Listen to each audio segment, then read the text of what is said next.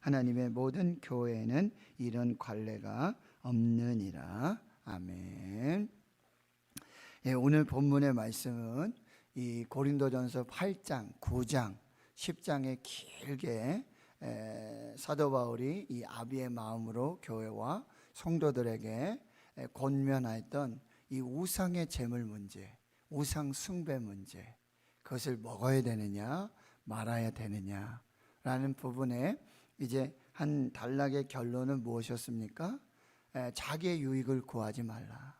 모든 것이 가하나 모든 것이 유익하지 않고 모든 것을 할 수 있으나 모든 것이 덕이 되는 것은 아니다. 자기의 유익을 구하지 말고 남의 유익을 구하라.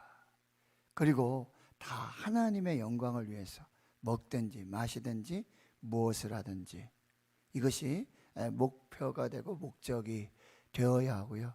교회나 사람들에게 이 거치는 자가 되지 말아라. 걸림돌이 되지 않도록 해야 할 것이고 모든 사람을 기쁘게 하고 결국 남의 유익을 구하면서 그것이 이 구원에 이르도록 그렇게 힘써야 할 것이다. 그래서 그 결론은 뭐냐면 11장 1절이었어요. 내가 그리스도를 본받는 자가 된 것처럼 너희는 나를 본받아라. 그럼 나를 본받으라는 얘기가 아니라 내가 본받고 있는 그리스도를 본받는 자가 되라라고 이 말씀을 주고 있어요. 그리고 이어서 이제 11장, 12장, 13장, 14장에 걸쳐서 이 고린도 교회 안에 있었던 예배의 문제를 다룹니다. 오늘은 이제 겉표면에 보면은 여자가 이 머리에 이 너울 이걸 써야 되냐 말아야 되냐 이것이 이제 큰 쟁점이 되고 논쟁이 되는 것 같은데 그 핵심은 뭐냐면 예배의 문제예요. 특별히 예배의 복장입니다. 복장. 그래서 우상의 제물의 이야기를 하면서 제가 말씀드렸던 것 중에 하나가 아디아포라 논쟁이라고 그랬어요. 아디아포라. 그게 본질이 아닌데 비본질적인 것을 가지고 논쟁을 하는 거예요. 대수롭지 않은 일에 대해서 이제 논쟁을 하게 되는데 그것이 뭐냐면 이 우상의 제물을 먹어야 되느냐 말아야 되느냐. 그리고 제가 이야기 들었던 교회에서 목사님들이 가운을 입어야 되느냐 말아야 되느냐, 성가대 가운 입어야 되느냐 말아야 되느냐, 두름이 있어야 되느냐 말아야 되느냐, 예? 이런 어떤 문제들. 그리고 특별히 유대인과 이 헬라인에게 있었던 할례 논쟁, 할례를 받아야 되느냐 받지 말아야 되느냐. 이 아디아포라 논쟁의 연장선에서 우리가 한번 생각해 볼 수 있겠다라고 하는 것입니다. 이 예배, 고린도 교회 당시에 이제 예배를 드리면 이제 공 예배를 드려야 되잖아요. 그런데 이미 이 유대인들의 회당 예배와 그리고 이 기독교인들, 그리스도인들의 이 공 예배는 이미 확연한 차이가 있어요. 특별히 이제 오늘 복장 문제에 대해서 얘기하면 여러분 유대인들은 그 랍비들은 이 모자 같은 걸 쓰죠. 이렇게 빵 모자 같은 거. 텔레비전 보셨죠? 이 키파라고 하는데 이것은 이제 하나님의 권위에 순종한다. 하나님의 권위 아래에 있다. 자기들은 랍비고 성경을 알고 가르친다 하지만 우리는 하나님의 말씀의 권위에 아래에 있고 순종한다라는 의미로, 그리고 이제 그 유대교 이 랍비의 어떤 상징적인 표현이 이 키파였어요. 그런데 당시 고린도 교회는 유대인들의 유대교의 예배와 달라요. 이 키파를 쓰지도 않았어요. 말씀 전하는 사도 바울이 이거 쓰고 전하지 않았어요. 그리고 랍비들이 입는 복장을 입고 전하지도 않았어요. 이미 구별이 됐어요. 그런데 이 기독교인들, 그리스도인들의 공예배, 당시 뭐 고린도 교회도 있고 빌립보 교회도 있고 에베소 교회도 있고 갈라디아 교회도 있고 성경에 나오는 많은 교회들이 있죠. 데살로니가 교회도 있고. 그런데 그 교회의 공예배는 이 키파를 쓰지 않고 복장을 입지 않고, 그리고 하나님 앞에 말씀을 전하고 그리고 예배를 드렸다라고 하는 거예요. 그래서 2절에 보면 너희가 모든 일에 나를 기억하고 또 내가 너에게 전하여 준 대로, 이 말씀에 근거해서 전하여 준 이야기가 있잖아요. 그리고 그 전통을 너희가 지킴으로 너희가 칭찬하느라. 여기 전통이라는 단어를 우리가 지금 세대에서는 조금 나쁜 개념으로 받는 경우도 있죠. 좋지 못한 전통들이 많이 있으니까. 네, 그것을 이제 좋은 쪽에서 우리가 봐야 될 것이고, 여기서 말하는 이 전통은 교회에서 그냥 되어지는 게 아니에요. 특별히 이 전통 중에 여러분 이제 11장 17절에서부터 11장 마지막 절까지 계속해서 반복되는 것이 뭐냐면은 이 성만찬 얘기거든요. 그런데 사도 바울이 뭐라고 얘기하면 내가 너희에게 전하여 준 대로. 그런데 이 전하여 준 것은 사도 바울이 그냥 성만찬을 자기가 만들고 싶어서 만든 게 아니에요. 순서를 이렇게 하고 그 사도 바울이 만든 것이 아니라 그게 누가 전해 주신 것이죠? 누가 제정하신 것이죠? 주님께서 잡히시기 전날 밤에 제자들과 함께 만찬을 하시면서 떡을 떼시면서 이것은 내 몸이다. 잔을 나누시면서 이것은 너희를 위해 흘리는 언약의 피, 곧 이 언약의 피라는 이런 거를 예수님께서 제정하셨어요. 그거를 사도들의 전통에 의해서 교회에 전하여졌고, 교회는 그것을 예수님의 전통에 따라서, 그리고 사도들이 전하여준 그 전통에 따라서 그렇게 성만찬을 하고 있었다는 거예요. 예배도 그렇게 진행되고 있었어요. 그리고 오늘 이제 그것을 사도 바울은 뭐예요? 칭찬하고 있어요.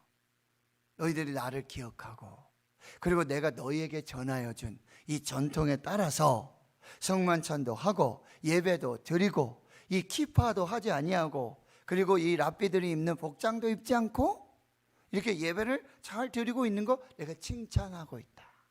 칭찬한다. 교회의 아주 좋은 전통들은요, 여러분 잘 지켜야 돼요. 잘 지켜야 됩니다. 그러나 여기 3절에 보세요. 그러나 이제 나는 너희가 알기를 원하노라 하면서 이제 그 예배의 복장의 문제를 이제 권면하고 있는 것이죠. 각 남자의 머리는 그리스도요, 여자의 머리는 남자요, 그리스도의 머리는 하나님이시라. 여기서 머리라는 개념은 이렇게 우리 신체의 어떤 여러 부위 중에 머리를 말하면서 이것은 이렇게 머리를 얘기하는 게 아니라 이 권위를 말하는 것입니다. 권세. 자, 다시 말씀을 보시면은 남자의 머리는, 이 남자의 권세는 이 그리스도께서 주신 권세고, 그리고 여자의 권세는 이 남자를 통해서 주는 권세, 권위가 있고, 그리고 그리스도의 머리는, 그리스도의 권세는 누가 주신다는 거예요? 하나님이 주신다는 거죠. 이렇게 뭐예요? 이게 질서가 있어야 된다는 거죠. 질서. 영적인 질서가 있어야 된다는 거예요. 그러면서 이렇게 말하죠. 4절에 무릇 남자로서 머리에 무엇을 쓰고 기도나 예언을 하는 자는 그 머리를 욕되게 하는 것이다. 자, 이제 이 고린도 교회의 당시의 어떤 문화와 배경, 특징을 여러분 보셔야 하는 것이죠. 당시 문화는 여러분 우상의 제물 문제를 봐서도 알지만 고린도 교회는 아주 우상 문제 때문에, 그 제물 문제 때문에 아주 많은 논쟁이 있었습니다. 그리고 고린도 지역에는 이 아프로디테 신전이라든지 아폴론 신전이라든지 황제 숭배라는 신전이라든지 이런 많은 문제들이 있었는데, 당시에 어떤 예배 전통이 있었냐면은 남자들은 머리에 뭘 쓰지 않고, 그리고 여자들은 머리에 이렇게 너울 같은 거, 여러분 지금 천주교 성당에 가보면 여성분들이 이렇게 그렇게 하지 않습니까? 그렇게 예배를 드리지 않습니까? 그렇죠? 예, 그렇게 진행되는데, 이 머리를, 여자분들이 머리에 뭘 쓴다, 특히 여성분들이 결혼을 하시고 머리를 쓴다, 머리를 쓰지 않는다. 당시에 머리에 뭘 쓰지 않는, 너울을 쓰지 않는 것은 누가 하는 행위냐면 처녀들 중에 특히 이 신전에서 성창, 창기 역할을 하는 창녀 사람들은 우리 아무것도 쓰지 않아요. 근데 나는 결혼을 했고, 그리고 정숙한 순결한 한 남편의 아내요, 그리고 자녀들의 어머님을 드러내는 표식이 뭐였냐면, 외출을 하거나 아니면 공적인 장소에 가거나 특별히 예배를 드리고 할 때 뭘 쓴다? 너를 쓰는 거예요. 지금 여기서 남녀의 차별을 얘기하는 게 아니에요. 구별을 얘기하는 것이고, 당시 어떤 문화적 종교적 특징 중에 이거 쓰지 않고 공공장소에 가고 막 돌아다니는 이런 사람은 누구냐면은 그 성전에서 창기 역할을 하는, 창녀 역할을 하는 그런 사람들의 복장과 유사했다는 거예요. 나는 성적으로 또 생활적으로 문란하고 정숙하지 않고 정결하지 않고, 그리고 이 창녀들이 남자를 유혹할 때, 그러니까 한마디로 이걸 쓰지 않는 개념은 뭐냐면, 지금 현대로 의미로 얘기하면 너무 야한 옷을 입고 교회 오는 거예요. 너무 야한 복장을 하고, 여자분들이 특별히. 그리고 여기서 따진다면 결혼을 하시고 남편이 있고 자녀들이 있는데 너무 야한 복장을 하고, 그래서 이제 한국 교회도 막 그런 문제 있었죠. 치마가 너무 길이가 짧다라든지, 너무 이게 노출된 아주 심한 이 민소매 옷을 입는다든지, 공예배를 드리는데 이제 그런 것과 여러분들이 봤을 때, 여러분이 딱 보셨을 때 그럼 어떻게 교회에서 예배 드릴 때 복장의 문제, 이게 머리 쓰고 이런 걸 떠나서 정숙하고 정결하게, 꼭 이 파카를 하고, 이 사도 바울이 지금 이거 하는 얘기나 랍비의 뭐 이게 의복을 챙기는 얘기는 전혀 하지 않잖아요. 이미 공예배에 이 사도들이나 말씀을 전하는 사람들은 유대인의 이 회당 예배와 구별된 복장과 그런 예배를 드리고 있었어요. 그러면서 이제 여성분들이 이제 복음을 통한 이 남녀 차별이라든지 이런 게 이제 평등으로 많이 바뀌었잖아요. 그러니까 자기들이 남자들은 이거 쓰지 않고 복장 그렇게 하지 않는데 왜 여자들에게만 이 너울 같은 면사포 같은 이걸 쓰도록 하고 왜 그렇게 만드냐? 왜 우리는 남자들처럼 그렇게 할 수 없고, 왜 남녀 평등 복음이 그것인데 왜 지금 그걸 우리에게 교제하느냐? 이런 식으로 하시는 분들이 있었다는 거예요. 그리고 여기 다시 보시면은 5절에 보십시오. 무릇 여자로서 머리에 쓴 것을 벗고 기도나 예언을 하는 자는 그 머리를 욕되게 하는 것이니 이는 머리를 민 것과 다름이 없습니다. 이게 무슨 얘기냐면, 말씀드렸지만 그런 결혼하신 분 교회 혹시 집사로서 직분을 가지고 있다든지, 그렇죠? 그런데 공예배 와서 뭘 하시죠? 기도 순서를 맡죠. 예언, 말씀을 전하기도 해요. 그렇게 하는데 너무 야한 복장으로 여기에 올라와서 기도를 한다든지 이렇게 되어지면 질서상해, 조화상해, 그리고 하나님께 예배를 드리는데 복장이 정결하게, 정숙하게, 은혜롭게 그렇게 하고 와서 기도를 해야지. 그렇게 와서 예배하게 된다면 눈으로 보이는 게 어때요? 너무 야하거나 이랬을 때 문제가 될 수 있다는 거예요. 그 이야기를 하는 것입니다. 지금 사도 바울이 이제 이해가 되시죠? 이거는 사도 바울이 너무 남녀를 차별하는구나, 불평등을 얘기하고 있구나. 그것이 아니라는 거예요. 그럼 여러분 반대로 여러분 한번 생각해 보세요. 지금 천주교에서 이런 예식이나 특별히 여성분들이 이렇게 하고 하잖아요. 근데 지금 세상에 보여지는, 믿지 않는 사람들에게 보여지는 그런 모습은 어떻게 보여지죠? 천주교는 되게 거룩하다, 되게 정숙하다, 그렇죠? 그렇게 느끼죠? 이거 차별이라고 이렇게 얘기하지 않죠? 오, 천주교는 되게 예식이 아주 격식이 있고 굉장히 고급스럽고 왠지 거룩한 것 같고, 근데 기독교 같은 경우에는 그렇게 하지 않잖아요. 그게 너무 이제 뭐랄까 허례가 되고, 그렇죠? 너무 그렇게 되니까 그런 복장이나 이런 것도, 그럼 신부님들 보세요. 복장이나 뭐 이렇게 보면은 지금 믿지 않는 이 세상에 비춰지는 그런 천주교의 모습들, 예배 모습들, 뭐 성탄절에 부활절에 막 그런 예배 미사 이러면 기독교는 별로 이렇게 뭐 그냥 가벼운 느낌이 들고, 지금의 입장에 봤을 때는 오히려 천주교는 되게 격식이 있고 아주 거룩한 어떤 이런 부분으로 비춰지고 있잖아요. 그렇죠? 당시에는 근데 이런 문제가 있었다는 거죠. 그 상황에서, 그 관점에서 이 부분들을 봐야 한다라고 하는 것입니다. 그러니까 6절에 만약 여자가 머리를 가리지 않거든, 차라리 그러면 남자처럼, 이런 얘기예요. 남자처럼 똑같이 너희들이 주장하는 것처럼 남자처럼 머리를 깎든지 밀어라. 차라리 그러려면. 그런데 그렇게 할 수 있겠느냐 거죠. 그리고 당시 머리 깎고 머리 미는 것은 아까 말했지만 창녀의 복장이고, 그런 어떤 수치를 당했을 때 여자들이 머리를 미는 거예요. 그렇게 와서 그러면 그런 모습으로 그런 상태로 예배를 드릴 거냐? 라고 바울이 지금 반문하고 있는 것이죠. 7절을 보세요. 남자는 하나님의 형상과 영광이니 그 머리를 마땅히 가리지 않거니와 여자는 남자의 영광이니라. 남자가, 여러분 창조의 질서를 보세요. 남자가 여자에게서 난 것이 아니라 순서가 어떻죠?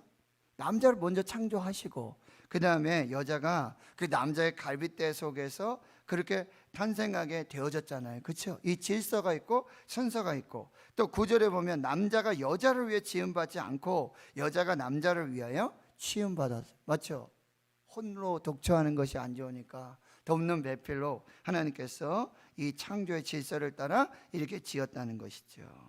그런데 여러분, 또 그러면 사도 바울이 남자 먼저 창조하시고 여자 창조했으니까 또 이거 뭐 질서 순서 얘기하는구나. 그리고 이 남자가 여자를 위해 지음받은 것이 아니라 여자가 남자의 돕는 배필로 지음받았기 때문에 이것도 위아래가 있구나, 또 이 얘기를 하는구나 사도 바울이. 그것이 아니라 여러분 11절을 보세요. 그러나를 또 보셔야 돼요. 그러나 여기 주 안에는, 이게 중요해요. 예수 그리스도 안에서는, 이제 복음 안에서는 십자가의 은혜 속에서 남자 없이 여자만 있지 않고, 여러분 남자가 없는데 여자만 있을 수 없고, 맞죠? 왜요? 남자의 갈빗대 속에서 여자가 나왔잖아요. 이게 순서였고 하나님 그렇게 지으셨잖아요.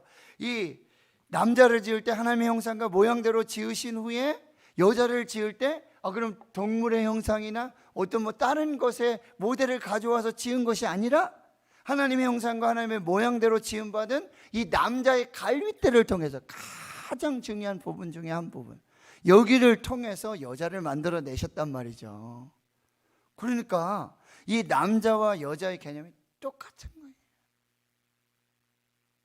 같이 하나님의 형상과 하나님의 모양대로 하나님이 지으셨다라고 하는 것입니다. 그리고 여자 없이 남자만 있는 것이 아니죠. 돕는 배필이에요. 서로 돕고 조화를 이루고, 혼자서는 완전하지 않으니 온전하지 않으니 한 몸을 이루어서 부부가 돼서 가정을 이루어서 완전한 연합과 일치와 조화와 합력을 이루는 관계가 되는 거예요. 남자가 위고 여자가 아래고, 또 이게 역전돼서 여자가 위고 남자가 아래고, 이게 아니라는 거죠. 여러분, 남자에게서 여자가 나왔기 때문에 여자가 하위 개념이 된다, 이게 아니에요. 그 문제는 어디에서 발생했냐면 범죄했잖아요. 하와가 범죄하잖아요. 그 문제 속에 이제는 여자는 남자보다 좀 아래에 있어야 되고 이런 개념이 생겼는데, 그거는 원래 하나님이 창조하실 때의 그런 목적과 그 이유와 그것이 절대 아니라는 사실. 이것을 알고 또 여러분 말씀 보셔야 돼요. 자, 12절을 보세요. 이는 여자가 남자에게서 난 것 같이 남자도 여자로 말미암아 났습니다. 그리고 모든 것은 하나님에게서 났느니라. 하나님이 안 계시면 남자도 없고 여자도 없고. 이해되시죠? 하나님께서 남자와 여자를 구별하여 지으셨어요. 근데 차별이 아니에요. 하나님의 형상과 모양대로 작품으로 지으셨고 혼자가 완전하지 않기에 돕는 배필로. 그럼 남자의 돕는 배필만 여자가 아니라 여자의 돕는 배필도 남자가 되어진다. 하위 상위 개념이 아니라 어디에 속해 있는 개념이 아니라 동등한 하나님의 형상과 모양대로 조화를 이루고 한 몸을 이루고 하나 되어져서, 이걸 알지 못하고 이제 복음 받았으니까 우리도 남자와 똑같아야 된다 하면서 이거 벗어버리고 올라와서 너무 야한 복장으로 예배에 맞지 않는 그 마음으로 예배를 드리는 게 이거 맞지 않는다. 이 질서를 잡아야 된다. 이게 잘 조화를 이루어야 된다. 그리고 말했지만 전통, 예수님으로부터 내려오는 전통, 그리고 사도들이 전하고 내가 너에게 가르쳐주고 그런 내려준 전통과 이게 맞지가 않는다라고. 이렇게 해서 우리가 이 말씀을 좀 보면서요, 그리고 13절에 그래서 이렇게 사도 바울이 얘기해, 너희가 이제 한번 스스로 판단해봐라. 내가 할 얘기 다 했다. 창조의 이런 일들, 이런 부분들을 내가 너에게 가르쳤다. 그리고 전통도 가르쳤다. 너희들이 이제 정말 하나님 앞에서 스스로 판단을 해봐라. 뭐가 옳고 뭐가 그렇고, 이거 본질이 아닌 거, 비본질적인 거 아닌 거, 이거 가지고 논쟁하지 말아라. 싸우지 말아라. 그게 무슨 예배냐. 예배는 신령과 진정으로 하나님 앞에, 여러분 뭐라 그랬죠? 자기 몸을 거룩한 산제물로 드리는 예배라고 그랬는데 막 복장도 막, 제물을 드릴 때는 항상 어떻게 돼요? 거룩한 제물을 드려야 되잖아요. 근데 이스라엘의 문제가 뭐였어요? 한쪽 눈이 먼 거, 한쪽 다리 저는 거, 한쪽 손 이상한 거, 그런 거 가져다가 하나님 앞에 제물이라고 예물 드린다고 그렇게 했는데 하나님 뭐라 그랬어요?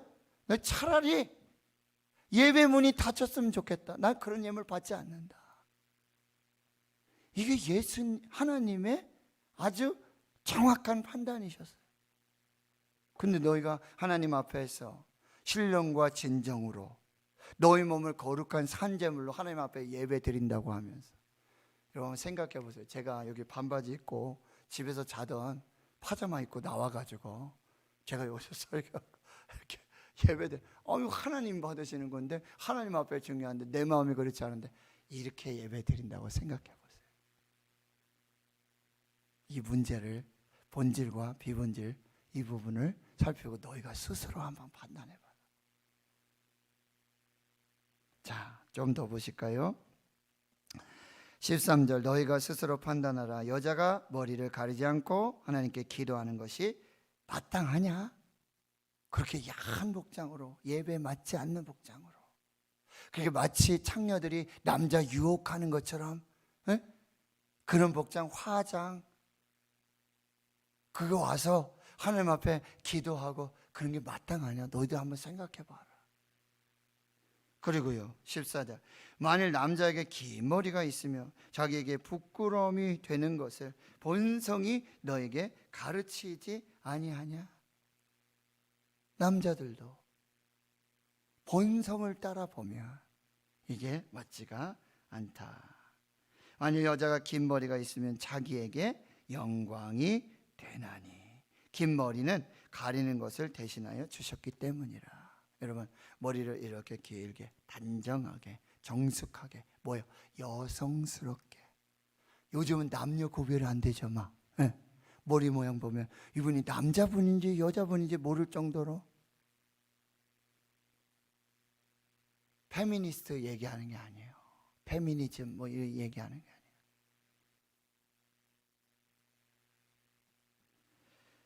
그렇기 때문에 여러분 16절의 결론을 이렇게 말하고 있어요. 잘 보세요. 여기 논쟁이라는 단어가 있잖아요.